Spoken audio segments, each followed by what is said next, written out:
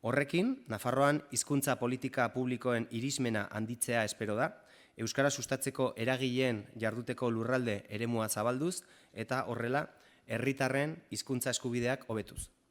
Euskara sustatzeko eragile lanpostua tokiko ekintza taldeari atxikitakoa izanen da eta tokian euskararen erabilera sustatzea izanen du helburu.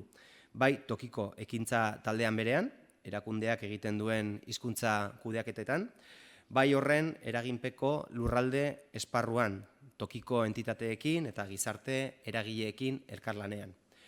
Eragileek, besteak beste, tokiko ekintza taldeko langileei hizkuntza aholkularitza eskainiko diete, Nafarroako gobernuak euskararen erabilera sustatzeko dituen dirulaguntza deialdien berri emango dute, eta proiektuak edo jarduerak aurkezteko aukerak aztertuko dituzte. Zeregin horretan, Euskara Bidea, Euskararen Nafar Institutuarekin koordinaturik eginen dute lan. Kontratatuko diren euskara sustatzeko eragileek unibertsitate gradu bat izan behar dute, bai eta euskaraz C2 maila.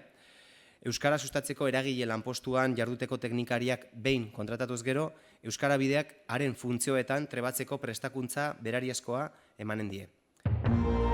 Gobierno de Navarra. Nafarroako gobernua.